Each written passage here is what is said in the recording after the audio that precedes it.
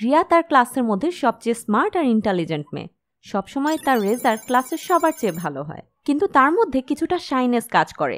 Teacher যখন তাকে অ্যাসেম্বলির জন্য কল করে বা সবার সামনে লেকচার দেওয়ার জন্য ডাকে, তখন সে শাই ফিল করে আর টিচারকে মানা করে দেয়, যে কারণে তার এই স্মার্টনেস সবার সামনে ফুটে ওঠে না, তার ভ্যালু কেউ বুঝতে পারে না। শাইনেস কম বেশি সবার মধ্যেই থাকে, কিন্তু কিছু কিছু মানুষের মধ্যে একটু বেশিই থাকে, আর যে কারণে অনেক ইন্টেলিজেন্ট আর স্মার্ট হওয়া সত্ত্বেও তারা নিজের ট্যালেন্টকে প্রুভ করতে পারে না। আর এর ফলে কি হয়, সোসাইটিতে তাদের তেমন ভ্যালু থাকে না, যেমনটা রেসপেক্ট তারা ডিজার্ভ করে সেটা তারা পায়ও না। এভাবে যোগ্যতা থাকা সত্ত্বেও তারা লাইফে পিছিয়ে যায়। তাই স্মার্ট এবং ইন্টেলিজেন্ট হওয়ার পাশাপাশি লাইফে কনফিডেন্ট থাকাটাও জরুরি। আজকের ভিডিওতে আপনাদের সাথে শেয়ার করব 7টি প্র্যাকটিক্যাল টিপস, যেটা আপনাদের কনফিডেন্ট বাড়াতে খুব হেল্পফুল হবে। যাদের মধ্যে শাইনেস আছে তারা অবশ্যই এই টিপসগুলো অ্যাপ্লাই করে আমাকে জানাবেন। নাম্বার 1, নিজের ভয়কে ফেস করুন। কখনো কখনো ভয় আমাদের আন্ডার কনফিডেন্ট পার্সোনালিটির বড় কারণ হতে পারে, কেননা আমরা নিজের ভয়কে ফেস করতে পারি না। যেমন আপনার যদি সাইকেল থেকে পড়ে যাওয়ার ভয় থাকে, তাহলে কিন্তু আপনি কখনোই সাইকেল চালানো শিখতে পারবেন না। এই ভয়টাকে আপনার ফেস করতে হবে, আপনাকে 2-4 বার সাইকেল থেকে পড়তেও হবে, তারপরেই আপনি সাইকেল চালানো শিখতে পারবেন। তাই ভয়ের জন্য নিজেকে প্রিপেয়ার্ড করতে হবে। আপনি যদি সবার সামনে কথা বলতে ভয় পান, লজ্জা পান, তাহলে আপনার এটাকে ফেস করতে হবে। নিজেকে মোটিভেট করার চেষ্টা করুন, কমফোর্ট জোন থেকে বের হন।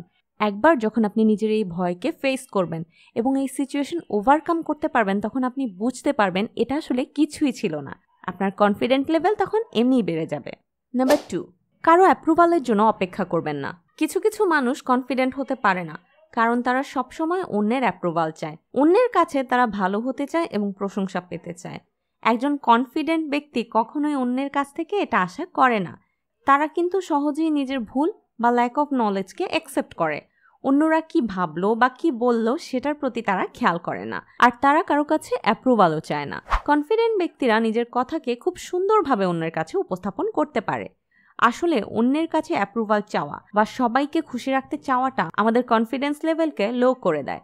এজন্য মনে রাখবেন যে কেউই পারফেক্ট না, সবার মধ্যে কিন্তু কোনো না কোনো কমতি থাকে, আর এটাকে অ্যাকসেপ্ট করতে হবে। আপনি যদি নিজের সেই কমতিকে অ্যাকসেপ্ট করেন, তাহলে আপনি সেটার উপর কাজ করতে পারবেন। 3, অন্যের সাথে নিজেকে তুলনা করবেন না। সোশ্যাল মিডিয়াতে আমরা অন্যদের পোস্ট, ছবি আর রিলস দেখি, তাদের পারফেক্ট লাইফস্টাইল দেখি, কিন্তু ক্যামেরার পেছনের গল্পটা আমরা কেউ দেখি না।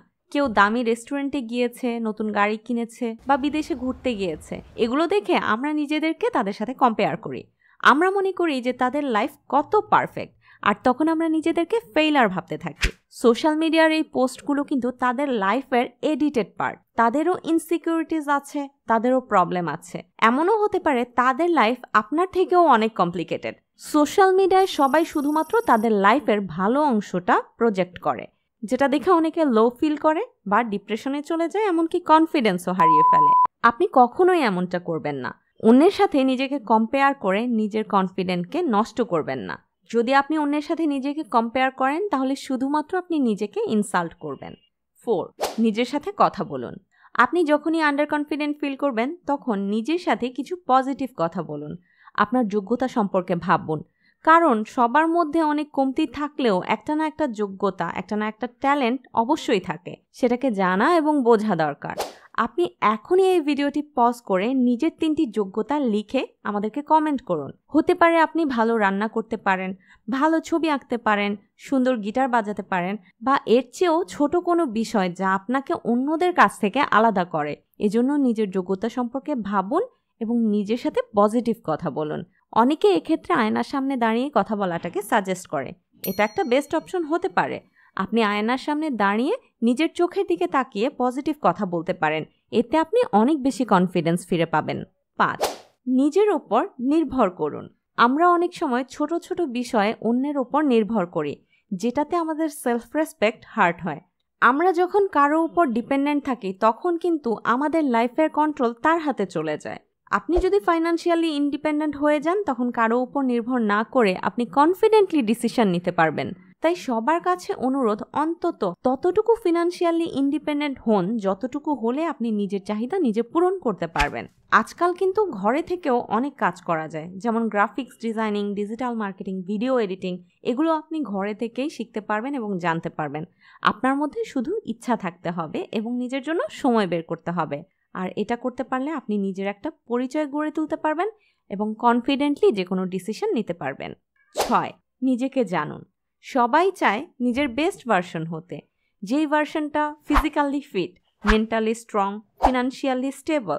কিন্তু সেটার জন্য আপনার নিজেকে জানতে হবে, নিজের হবিস, প্যাশন এগুলো সম্পর্কে জানতে হবে। নিজেকে জানলে আপনি একটা ক্লিয়ার ডিসিশন নিতে পারবেন। যেই কাজ আপনার ভালো লাগে সেটাকে প্রায়োরিটি দিন। ফর এক্সাম্পল, আপনার যদি বিভিন্ন প্যাটার্ন করা বা ডিজাইন করা ভালো লাগে, তাহলে আপনি গ্রাফিক ডিজাইনিং, ফ্যাশন ডিজাইনিং এগুলোকে আপনার পেশা হিসাবে নিতে পারেন।